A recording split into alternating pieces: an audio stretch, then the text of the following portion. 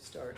So he's getting at something here where he's talking about when people want impossible things. You think about the kinds of things that people want that are impossible. Now, can you give somebody something impossible by definition? No, of course not. If it's impossible, it means you can't possibly give it to them. But we have politicians all the time who promise to give us impossible things. And so when we know something's impossible, and then a person comes along and promises it to us, we know that they're a liar. And yet we will vote for them anyway, even though we know that they're a liar, because they're telling us a lie that we want to hear. And so it doesn't say so much about the politician. Like, why does he do that? Well, because he doesn't have an ethical code, he has no morals, and he'll lie to people to get what he wants. So we know that he has psychopathic tendencies. We know that right off the bat. At the very least, we know that he's probably a narcissist, and yet we vote for the person. That says less about them as it says about us. And I don't mean that in the way of like you have to like scratch our chins and frown and be like, so we're just terrible people. No. The kinds of lies that we tell and the kinds of lies that we choose to believe say a lot about us. We should pay attention to them. If a politician comes along and promises you like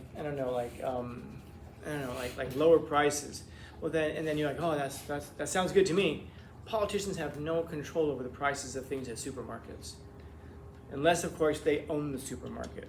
Other than that, they don't have any control over it. So they can't come along and promise us better prices. If we just stop and think about it for a couple of seconds, they might promise us lower gas prices. There is very little that they can do to affect gas prices. And yet they come along and we say, I'm voting for this person because they promised me lower prices in supermarkets and lower gas prices. We know they're lying to us. They know that we know that they're lying to us, and yet they continue to lie to us because it reveals something about us, which is that we're stressed out about money.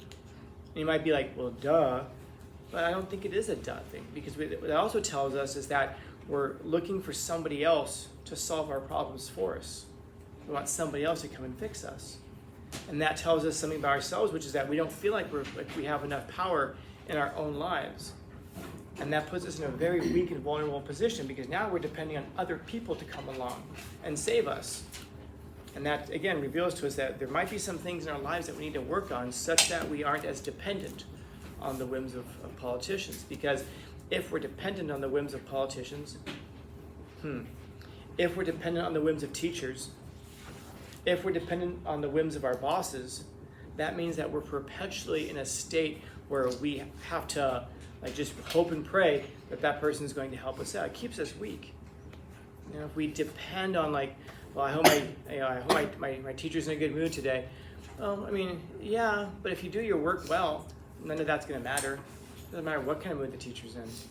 If you have control of your own life, it doesn't really matter at all who's in the White House or who's the governor of California or who's the mayor of National City. None of that matters at all if you have your own life in order and you have control of your own life. That stuff only matters if we feel like they have some level of power over us because we don't have control over our own lives. And so we can learn a lot about ourselves if we just listen to ourselves, Even it's not even just the lies that other people tell us that we choose to believe.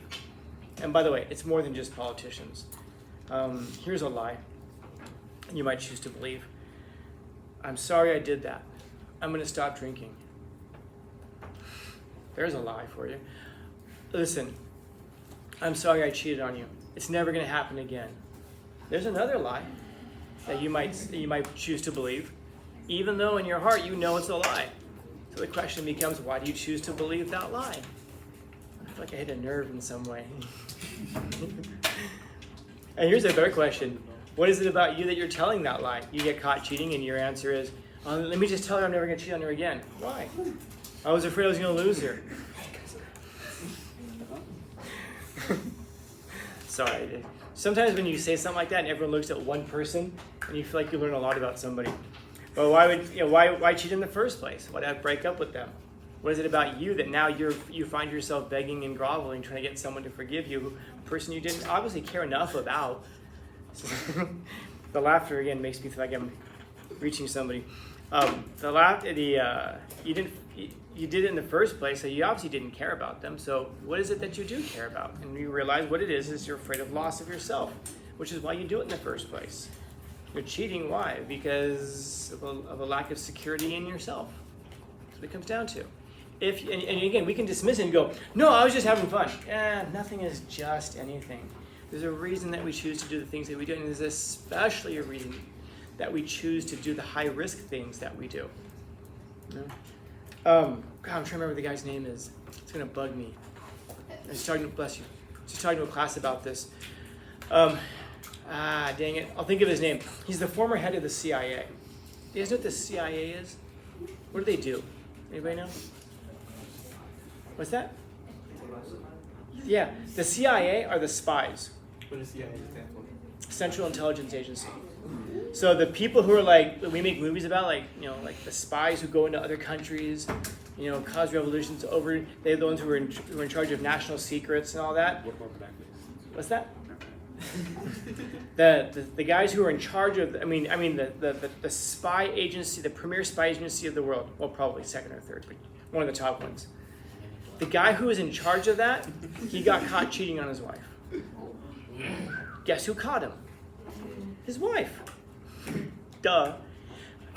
Let that sink in. The top spy in the world got caught. And yet you think you're going to get away with it. And his wife, the way she caught him, it was just like, you just sit there and go like, wait, you're supposed to like be in charge of all of our national secrets. He can keep every national secret except for that one. And so if you ever feel like you're going to do it, just think back to it and go, he got caught. So, you know, maybe, even if you think you're getting away with it, there's a chance that you probably aren't. But here's the question: what is it about the other person that they're willing to take in that lie from you, that they're willing to tolerate it? All of these things mean something. If you're a person who lies about yourself, like you tell people you run marathons, and you don't, but that tells you something about yourself. It's not just that you're a liar, it's that you wish that you were somebody who ran marathons. In other words, you find that to be an admirable thing. And so if we're paying attention to the lies that we tell, we can tell a lot about who we wish that we were. We tell people we get straight A's. Well, then you're somebody who wishes you got straight A's, because you admire that characteristic. That's why you're saying that. You wish you were somebody who ran marathons. So now, once you know why you're lying about yourself, now you can figure out how it is that you can build yourself up as somebody who you can actually be proud of in and of yourself. What could you do? Obvious. Go run a marathon. But that's a long way. 26. You have to win it. You know, you can walk part of it. You don't have to run the whole 26 miles, man. You can run part of it, walk part of it, jog part of it backwards, whatever. And it's going to take you a long time. It might take you like 5-6 hours. But finish it. When you get to the end, you'll be tired and all that. But now you're someone you can sit there with your medal and go, but I did it. I wonder what else I could do.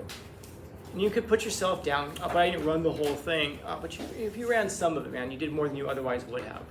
And that's still something to be proud of. And then start to think about the other kinds of things that you could do. Maybe you could be proud of yourself. Oh, I can cheat on them, I can get more people. Yeah, but wouldn't it be better isn't it more proud to be somebody who could resist that temptation and not cheat? Or to be a person who's upright and you say, well, you know what, I want this other person instead, so let me break up with this one and do it right. Maybe that's the better way to do it. Someone who does things right. I don't know, you guys ever do something really, really well and you want no one to know about it and you hide it, you do everything you can to hide it? No. Yeah, it's interesting. The stuff that we do well, we want everyone to know about. The stuff that we know is wrong, those are the kinds of things that we hide. And so, it tells us who we wish we were. It tells us what kind of lies we're willing to accept. That tells us who we are also. And so, don't ignore the lies, man. They tell you something important. So, questions, comments, concerns, complaints, criticisms, critiques? I don't know, happy Thursday. I don't know what it is, man. As soon as I start mentioning cheating in some classes, everyone just like a whole lot of chatter and people start looking at certain people and I'll leave it there.